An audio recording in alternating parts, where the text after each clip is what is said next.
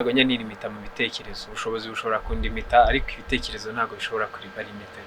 Keneye abaterankunga babonye mwumvise icyo ndimo kuganisha urumva njye mfite igitekerezo ku meza kandi cyabaye successful mu bushobozi buke. Uribaza niba njye kuva navuka nta muntu urantera inkunga, tuvuge ngo wenda ngo umuntu araje cyangwa se ikigo runaka, kubera ko nta yindi ngwate mfite yo gutanga na banki ntiyampa ideni. Nta usibye wenda nkaho ukaza ukanguriza 1,100 kubera ko mfite projet, ariko nta muntu uravuga ngo cyangwa se funds runaka kwakunda abantu bagira funds ngo wenda ngo baze benere muri businesses booming. Nyine ngenda komeza gupushinga muri twa dufaranga dukeya, gupushinga kugeza igihe ibintu bizabera. Rero njye vision yanjye nshaka gutanga umusanzu.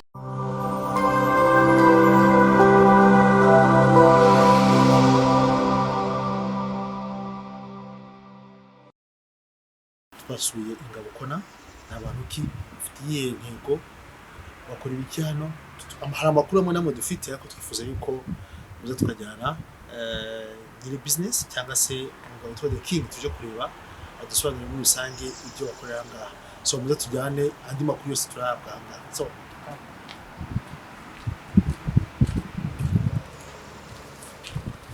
hey yo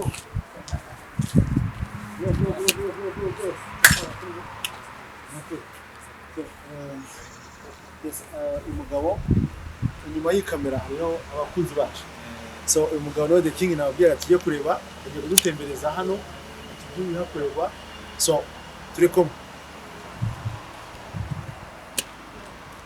King, turakwishimiye cyane mu kiganiro cyacu n'ubwo rero twaje gusura. Nagira ngo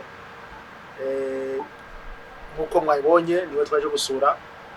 Nagira ngo mbere ko dutangira, uri muntu ki?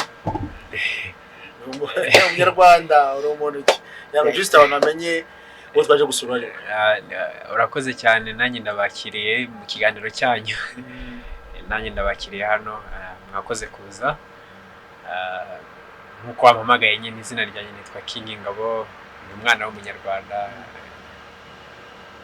Niyo kavukire nta bindi bidasanzwe. Umwana w'umunyarwanda umeze nk'abandi bose. Sure. So abakunzi ba TV channel uno munsi rero twasuye King ndetse na business yawe twabonye ari King. Mami twabonye ari Ingabo Corner, right? Nkuko twabikubajije Ingabo Corner. Muri bantu ki mwaje ryari? Cyane cyane ko nashimye gakawa mwampaye. Cyane nabonye ko muri business mufite ibyo mukora kugira ngo babyare inyungu. Dufite coffee, dufite cafe, dufite restaurant, dufite na galerie. Okay. Dufite n'ibitabo, sometimes tucuruza, tugira na partnership n'ama publishing houses. Okay.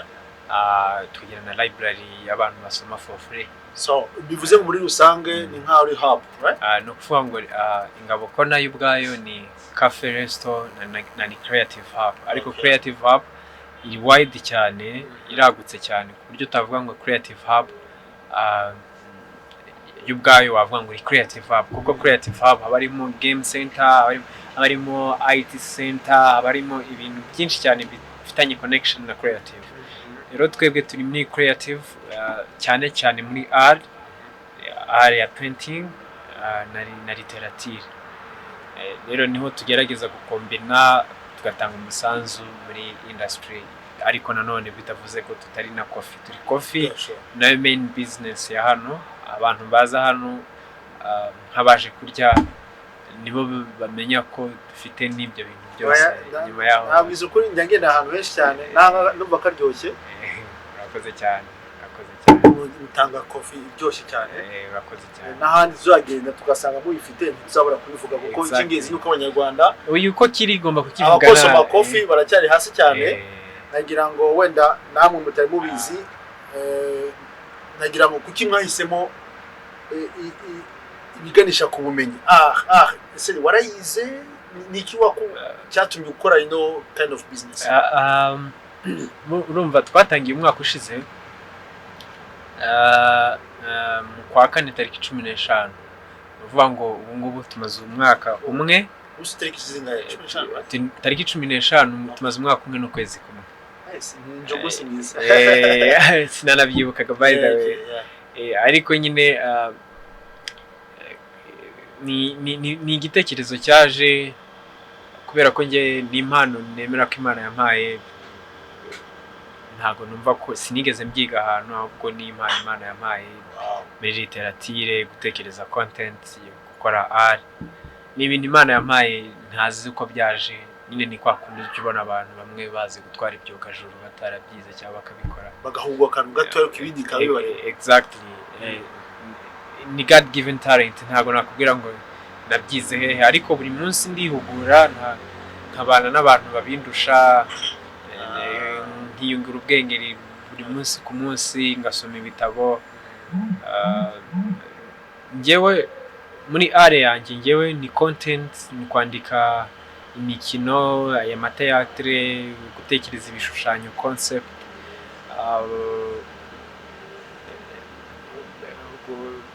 mbese ni content creator muri iyi monde nyine ya art, yaba iyo muri painting cyangwa se muri literature.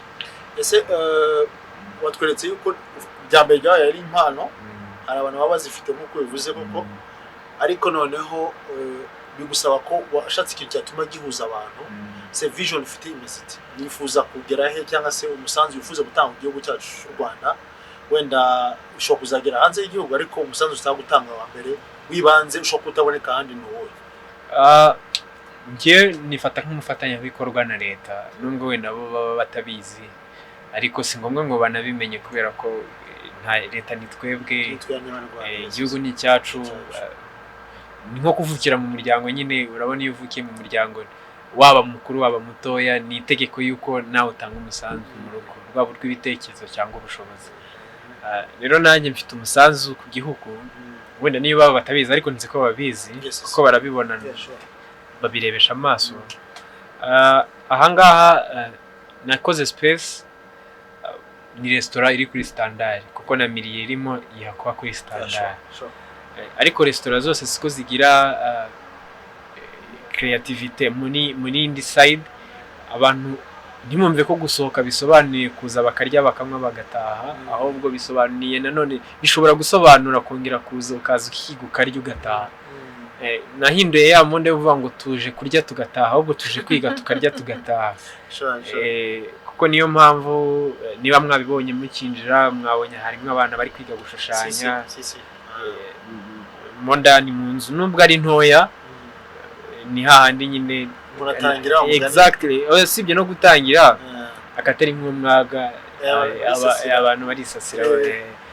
Rero no mu nzu arimo bari gukora repetition ya théâtre, no mu cyumba hari ahandi barimo gushushanyiriza muri studio, kuko hari ama event ama program tuba dufite, kubera ko vision yacu nyine twebwe muri art ni gukora art commercial, ariko nanone iri education, ku buryo abantu bazaba babona art bakumva igisobanuro, bakumva bakagira icyo batoramo, haba mu buryo bumwe cyangwa ubundi.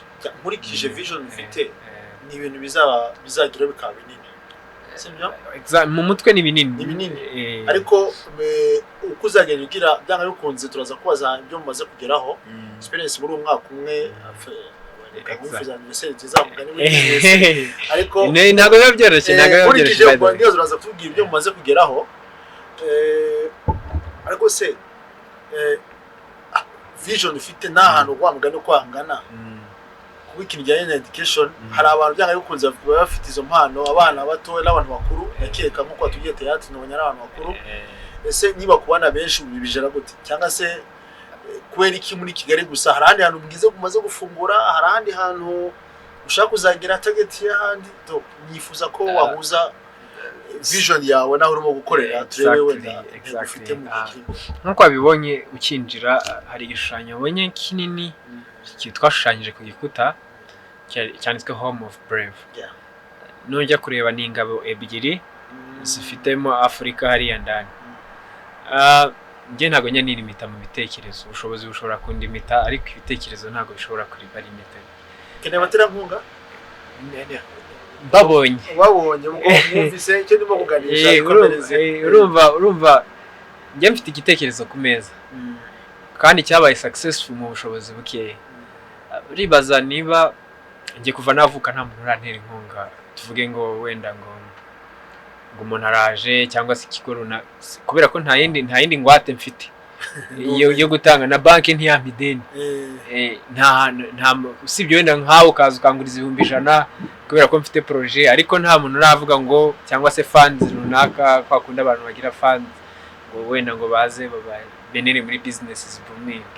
Nyine ngenda komeza gupushinga muri twadufranga dukeya, gupushinga kugeza igihe ibintu bizabera. Rero nge vision yanjye nshaka gutanga umusanzu. Hari education twebwe, nanjye nsindi mukuru mu myaka, ariko namwe murabizi muzi uburyo ababyeyi bacu batigeraga bemera ko gushushanya ari impano, batigera bemera ko poetry ishobora kuba impano ikagutunga, batemeraga ko gucuranga acoustic bishobora kugutunga, batemeraga ko theatre nk'ibyo babonye bishobora kugutunga.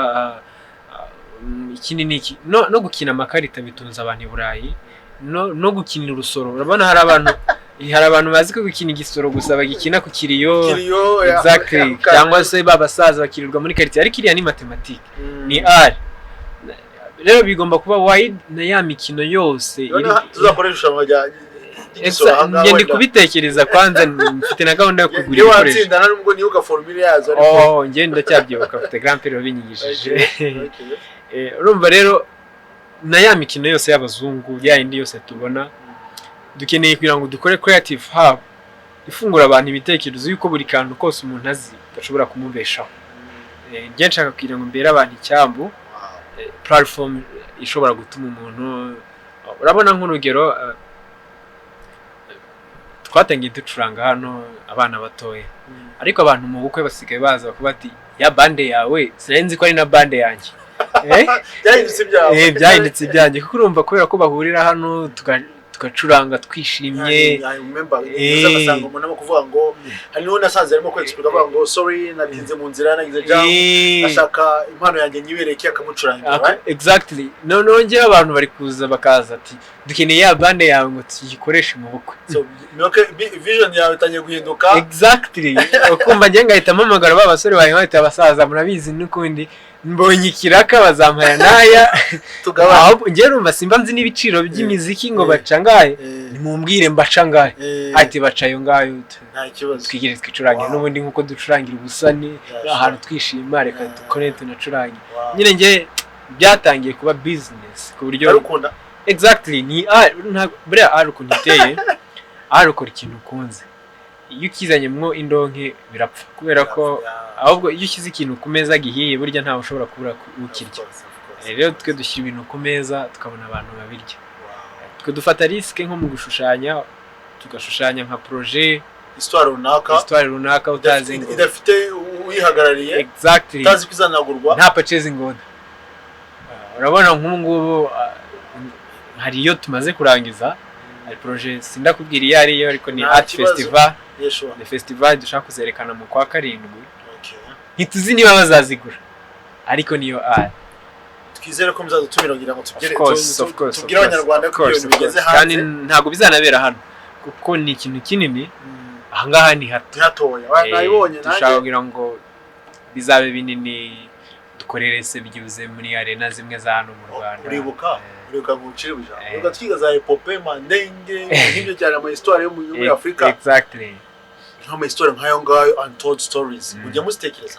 Actually njye mfite iyo projet, ntago nyifite, ahubwo ni projet yanditse.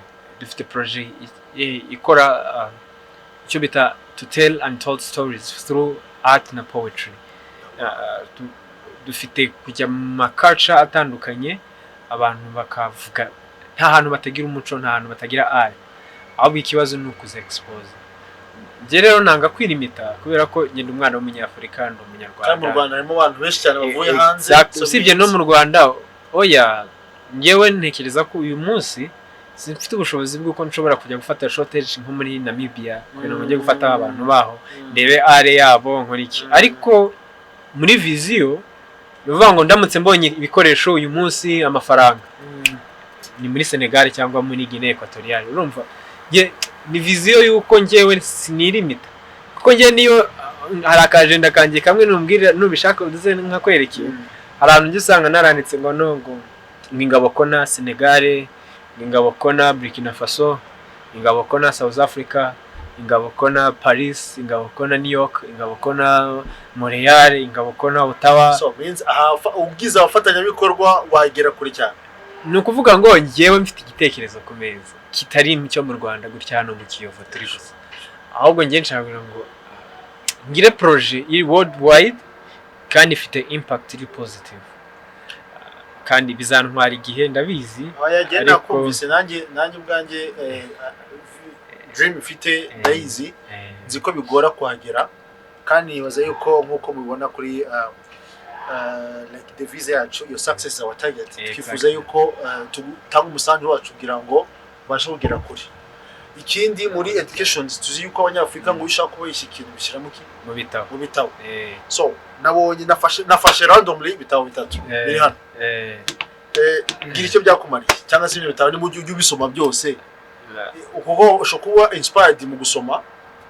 Wenda agenda hamwe yuko usibye Bibiliya nayo ibindi usanga tudasoma byinshi cyane. Exactly. Hafite access yabyo.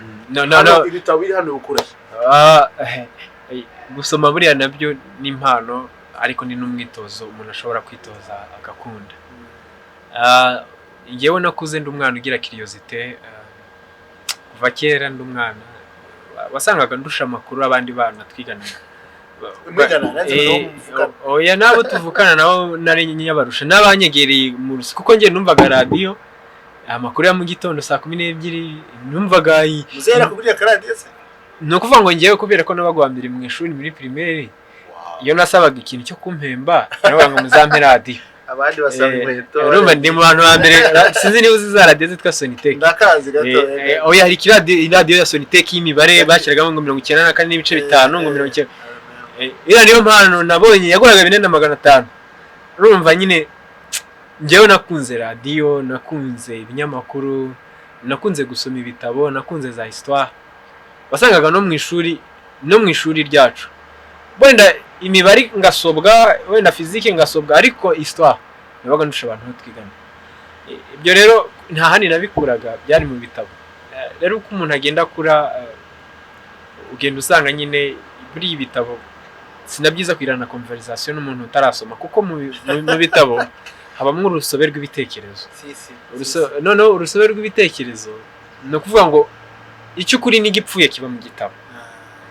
Rero uko usoma ni kugenda wunguka. Uko usoma hari ibitabo by'abakristo birahari byigisha umwuka mwiza w'Imana, hari n'ibitabo by'abantu bakorera satani nabyo birahaba. Ibyo bintu rero ntukajya wirimita, byose urasoma ukumva ibitekerezo. At the end of the day ukajudging ukavuga iti iki nicyo gitekerezo ntayo. Rero nkuko wabibonye hano ni creative hub muri art na literature, kandi literature ni isomero buriya cyane kuko ibi bitekerezo ubona bino bitabo. Rero nazanye hano ibitabo kugira ngo at least ni n'ibyanjye, by the way nta muntu urampa ibitabo wundi niba ngo narabisomye ni ibyanjye ibingibi nge wabisomaga ngeraho ndabizana mbikura mu kabati, ndavuga nti nshobora kubizana hano. Hari undi wakibuze. Nshaka rero kugira ngo ibitabo byinshi bibe hano. Urabona nigeze kwandikira minister kuri Twitter w'umwe bw'abanyarwanda yanyemereye ibitabo, sindajya kubifata, ariko ikosa ntabwo ari rya minister oya ntago nanjye ari ikosa ryanjye, kubera ko yugize amahirwe umuntu akakubwira ngo uzaze gufata ikintu ubu rifite probability yo guhura nawe. Nshaka kugira ngo nzagire, urabona guhura n'umutware ubyibuze ufite ikintu ku meza ukavuga uti ministre nibi dukora ejo akazavuga ati usibye no kuzisura ati dushobora kuba twakorana muri ubu buryo, ko urabona nk'aya mateyatere nta handi tuyakora n'ibiriya biganiro. Bakeneye nawe ngo berekane histoire zabo muri art. Iyo bintu rero sinshobora kujya kureba ministre ko nta mahirwe aza rimwe mu buzima, sinshobora kujya kumureba bitaraza ku meza byose mu birenge. Niba nawe areba iki kiganiro simbizi amenye ko ntakererewe kubera ko namusuzuguye cyangwa iki, ahubwo cyangwa nanegirije. Oya ndacyategereje ngo ngire ibintu ku meza mushishi none mwereke nubwo n'umugere imbere akubaza ngo ufite iki ngo mpereho. Ubwo rero mu kiganiro turavuga ngo ufite iki. So nagira ngo wenda turimo kugana hafi ku musozo. Yego. kugira ngo ntago umuntu yaza gutya yikubise gutya ngo araje yikubisa hano ndashaka kujya muri ibi mukora inyihenzira munyuramo kugira mu featuring abantu baza kuko sinzi ko abanyarwanda uko tungana even na Kigali gusa ije hano ntabwo babona uko bakwiza mukora iki kugira muhitemo umuntu uza mukurikiza imyaka mukurikiza hano ngewe ukuntu bimeze nta munyacyubahiro mfite nta muntu nakubwira ngo asumba abandi niba unareba no ku ma event twagiye tugira urabona twagize event nko mu kwa gatatu ya March of Women aho twashimiraga abagore bari muri creative industry aba entrepreneur abanyamuziki aba artiste nta invitation nimwe natanze ku bantu bakomeye babandi abakomeye mvuga ni babandi bumva ko bakomeye uriya gukomera ni kimwe byo turebesha amaso ariko hari no kumva ko ukomeye kandi iyo wumva ko ukomeye akenshi ntubukomeye aba rero bumva ko bakomeye ntago nabatumiye babandi bagombera kuza kubera ko babandikiye ntago njya mbikora kuko njye ndi gucreate space ya buri umwe wese nujya no kuri IG cyangwa se social media zacu usanga hariyo community iriho abana iriho abakuze iriho abasaza njye numva community iriho umuzungu iriho umwirabura community ni community ntago community ivuga ngo bano na bano cyangwa se ngo ari abaturage ari abatwara oya twese turi abaturage muri iki gihugu rero njyewe sinakubwira ngo ntumira abantu nshingiye ngo kuki ngo abantu ngo haza bameze bati hazo bishaka nashyize ibintu ku meza ababirya nibo babishaka icyo usigarana no kuva ngo ndabasha guhostinga iyi event runaka wenda kugira ngo profite icyo nabonye arimo ati abateyata turaza gusaba wenda duhe umwe mpura nawe niba bishaka niba atubwiye uko icyo hano yamariye ariko mu event abantu wenda bamenye muri uyu mwaka achievement tumaze kugira muri uyu mwaka mu bihe bitari byoroshye bya covid muri uyu mwaka nize event wenda abantu wagomye kuvuga abantu bagiye ntazibagirwa hera kwenda uko bishaka event yanshimishije nyine navuga ngo muri event zose maze gukora maze umwaka wose nkora event ariko event yo kwibuka yankoze ku mutima cyane ni event nateguye igihe gito ariko nyine kubera ko ari ibintu dukora buri munsi ntabwo biba bikomeye niyo event mu event yose nakoze budget y'amafaranga make nshobora kugira amatsiko avuga ngo nangahe ni 8,000 nabiguze buji ariko hano haje abantu 300 bicara he ntabwo bicaye barahagarara uzagenda urebe hari inkuru nyinshi zihari ku gihe barayicapturinze ibinyamakuru binobera byo mu gihugu igihe Insinzi TV barimo hano sinibuka n'indi televiziyo iri kuri YouTube bakoze n'ikiganiro nabo twarivugaga nyine the impact yitwaga Hope Anthem ni twakoze affiche vendredi kuko nagombaga kugira ngo mbanze mbone credential mbisabira uburenganzira ko ikintu cyo kwibuka ntago ugomba kwerekana exactly iyo niyo event yagumye mu mutima wanjye mpita numva ko mfite bishoboka bije ntabwo icyo nyine gusa bije bisaba n'ubushake ndakeka ko hari ikintu abantu bakwiriye kumenya ntibakwiriye kuminimiza igitekerezo ubuto bw'igitekerezo ahubwo igitekerezo iyo bagishyize mu bikorwa resulta ziragaragara nakiriye ababyeyi nakira abana babo hano hari abantu 300 nukuvuga ngo hari abari bicaye hariya batari no kumva ariko batashye birangiye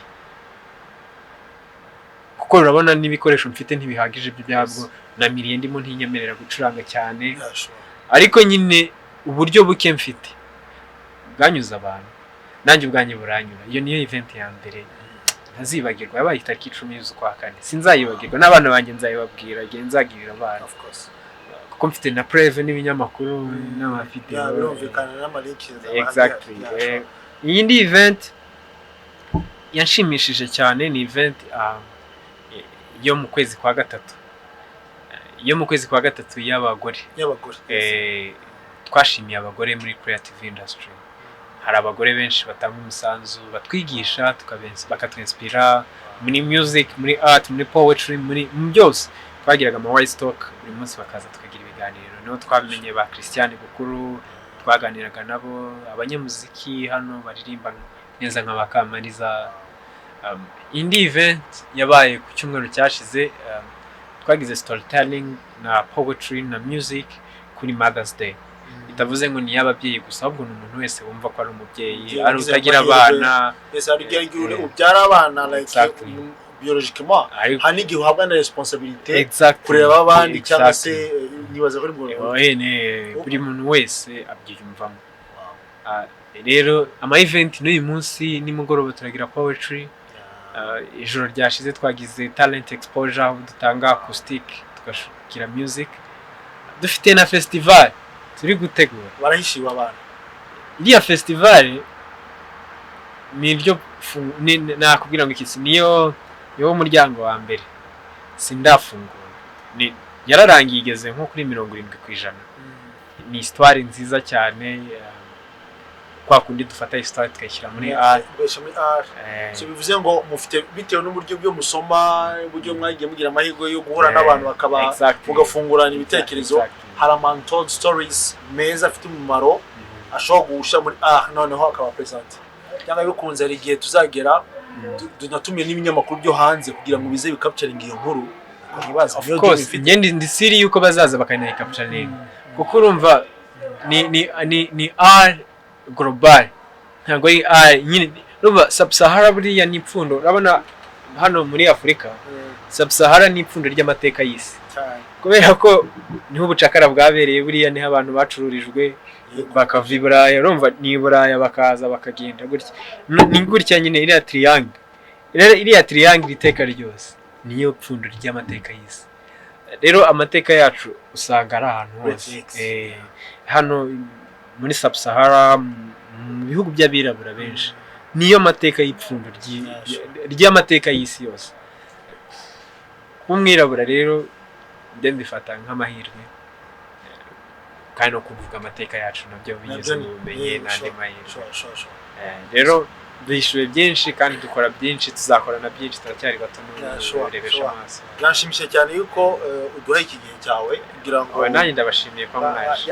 HTV tubashe kugira amahirwe yo kuganira namwe, kuko ikigaragara vision yanyu izagera kure, kandi kuba tukagira umusanzu niyo ntego dufite. Uzagaruka umwaka utaha uzasanga byarahindutse, cyangwa itariki namaze kubishyiraho 15 z'ukwezi kwa kane, nubwo tuba turi mu bihe byo kwibuka, abo tuzajya niho biba birangiye tuba turi muri ya myaka iminsi 100, ariko tuba biba birangiye. Ngo nibaza yuko hari message byanga bikunze ushobora kubwira muterankunga nk'uko wagiye bivuga, ushobora kubwira umuntu wese wifuza. Nifuza ko mbere yuko dusoza tuza kubabwira social media zanyu zose izo mukoresha zose tuza kuzishyira kuri YouTube yacu. Nihe message wifuza ko abantu bakumva? Message ya mbere ndabanza nyigenera ababyeyi bakwiriye kwizera mu mpano z'abana babo, kandi bakabaha rugari. Buriya impano ni nyinshi zihari abantu ariko batazi, ariko kubera ko systeme ya education yagiye ibaho, ugasanga nyine umubyeyi yumva ko king niba ari umuhanga mu ishusho akwiriye kuba dogiteri, ariko mu by'ukuri ngewe mu mutwe no mu bitekerezo nikundira gushushanya.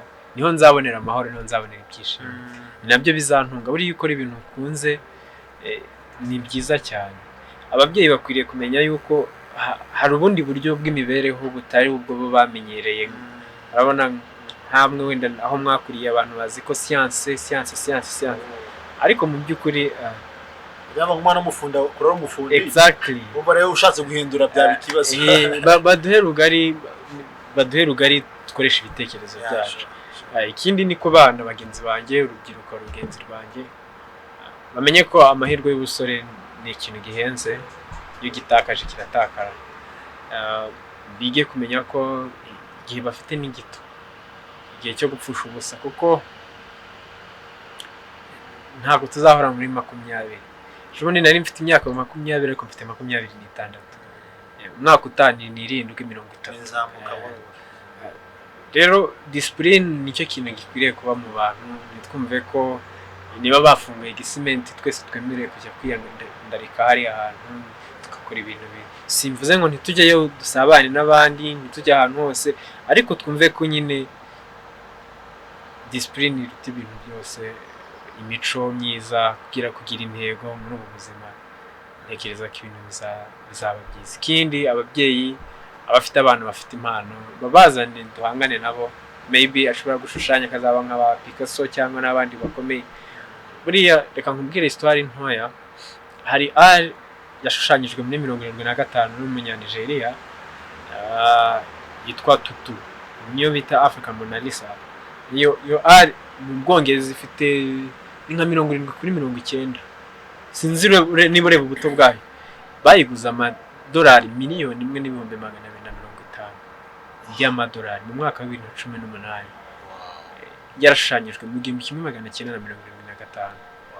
rero abantu bakwiriye kumenya ko ibibeshaho abantu usibye n'icyo nka ari ziba zihariye hari ari nka projet iyo twakoze ari igishushanyo n'ibihumbi 3,500 exactly ariko impamvu nayo twayashyize ku mafaranga make suko igitekerezo ari gito ahubwo nuko histoire dushaka ngo ikurwe naho ubundi ari taburo twakoze iri nk'ubwayo ni 5-10 niyo ari ababyeyi rero bakwiriye gufunguka kumenya ko baduhe rugari abana bishobora gutungwa n'ikintu kiri mu kuboko no mu bitekerezo murakoze cyane King ubwo tugiye kureba undi muntu rero buduhe amahirwe yo kugira ngo dukorane nawe interview nibaza ko naramukabonetse turamubaha ikindi ndagira mbashimire abakunzi bacu uburyo mukomeza kugaragaza ko turi kumwe bakore subscribe bakore subscribe kuko icyo dukeneye nuko plus umubare wiyongera plus tutanga umusanzu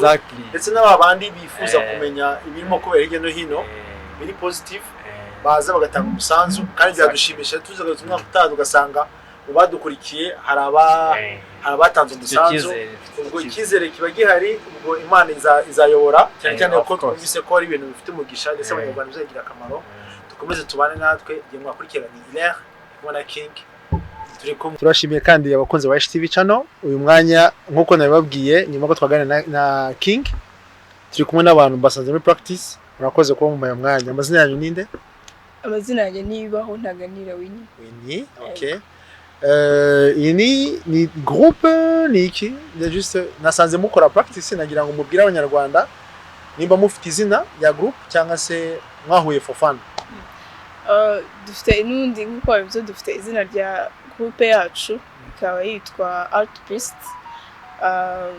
turimo aba artiste batandukanye harimo abanditsi harimo ababyina habaye imbyino gakondo cyangwa se ziri moderne harimo abanditsi b'imivugo harimo n'abaririmbyi mbega dukora art sibyo okay hano yitwa Ingabo Corner right habafashije ikimbere haraza se mwaje ari uko groupe yanyu cyangwa se muri nyite groupe company okay company yanyu yavutse ari uko hano havutse cyangwa mufite igihe kinini kiruta icyanga ntabwo yavutse ari uko hano havutse ko hano haje mbere yuko twebwe twihuza ariko haradufashije buri wese ku giti cye kuzamura izina rye noneho tubasha no kubona uburemere bw'ibyo dukora noneho tubishyize hamwe byabyara iki uko ibona izuba ribaye ryinshi cyane reka kugira ngo tutice amafoto tugende tuganira tujye mu nzu ariko nk'uko bivuze utubwiye yuko hano hari icyo cyabafashije n'ibiki cyabafashije urebye sinavuga ko hari ikintu byadufashije wenda nk'ino company yacu nka company ariko byadufashije buri wese kuzamura izina rye kuko ntabwo twije mbere yuko hano haza hano habanje kubaho bakazajya badutumira buri wese ku giti cye hanyuma noneho tuza nyine kugenda tumenyana nubwo twari tuziranye ariko twagiye tumenyana noneho n'ibyo umuntu akora n'uburemere bwabyo turabibona hanyuma duhitamo noneho kwihuza ariko n'ubundi ahangaha hafite ikintu kinini hongeye ku mikorere yacu kuri art yacu ku byo dukora n'ibyo twifuza kuzageraho So usibye wenda nkuko wambwiye gahunda mufite watubwira muri rusange amaproje mumaze kugeraho? Amaproje aracyari menshi ariko nk'iyo tumaze kugeraho ubu ngubu hari théâtre tumaze gukora zigera muri 3 ariko izagiye hanze ni imwe niyo tugiye gukina ubu ngubu turi gukina uno munsi. Izindi nazo zizagenda ziza wenda nituza kubigeraho ndababwira byinshi kuri sure. Wenda icyo twari tugamije uyu munsi nkuko mwabonye n'abantu hano kuri Ingabo Corner nkuko yabisobanuye yavuze ukuntu byagiye bafasha kugira ngo muhure cyane cyane yuko igitekerezo ntabwo cyavutse icyo gihe ariko byarabafashije. Nagira se wumva ukurikije vision bafite ahangaha mumva hari icyo izamanira abanyarwanda cyane cyane yuko mukorera practice hano nkuko nabasaze mukora practice ako mufite muzajya kwerekanira gahunda. Ese hari icyo mumva bizafasha hano hano? Uravuga icyo twe tuzafasha hano ashobora gufasha mwemwe n'ahandi? Icyo ashobora kudufasha cyo ni kinini cyane kuko urabona ko nk'ubu baba baduhaye place yo dukoreramo practice aho dukorera imyitozo biratworohera. Ikindi kandi n'abantu dusanzwe dukorana iyo badukeneye baratubwira kandi urumva ko bafite audience yabo natwe dufite yacu.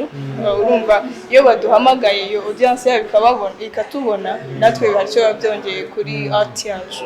So nekeza ko hari ikintu kinini hamariye muri rusange art dukora. Ikindi nuko iyo baduhaye umwanya natwe hari ibyo tubaha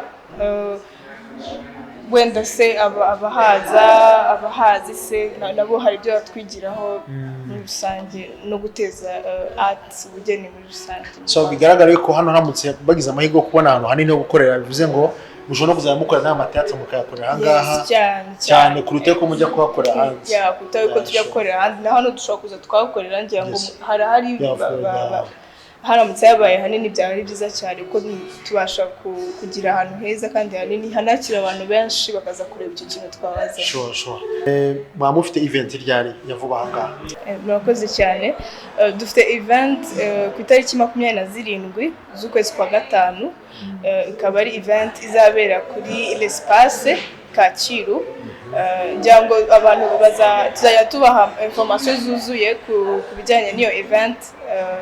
Turabatumiye baprofite ukabwira abantu social media yariyo kugira ngo abantu tubaza no kuyishiraho ariko abantu bayimenye batangiye babakurikira nayo. Yego. Kuri Instagram dukoresha artbeasts official, hanyuma kuri Twitter naho ni artbeasts, kuri YouTube naho ni artbeasts hagihinduka.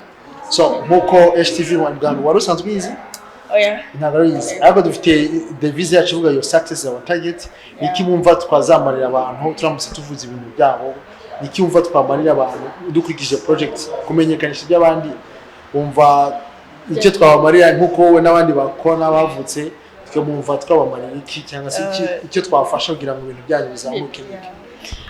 Ntabwo najya kure ahubwo ni ibingibi turimo n'ubundi kuba mwatwegereye kuba mwatekereje ko hano hari abartiste babari mugatekereza mukavuga muti tubegere twumve ibyo bakora tubyereka abanyarwanda biradufasha cyane kuko bituma abantu batumenya bakamenya n'ibyo dukora. Nyine nicyo muri kudufasha ni nacyo mwakomeza gukora. Sure. So urumva vision ni zimwe no gutuma abantu bagira access kuri information kandi urumva nimukora subscribe I think ejo nejo bo nitwajya guhura tuzabasha kuvuga ibyanyu no kwerekana ibyanyu vision mufite kagira ku banyarwanda. ABC Poets from Artbeast. White Elephant, I got some spoken word here for you. Make your ears attentive. I know you are sensitive. Man to you never be more because my weapon to you I was active.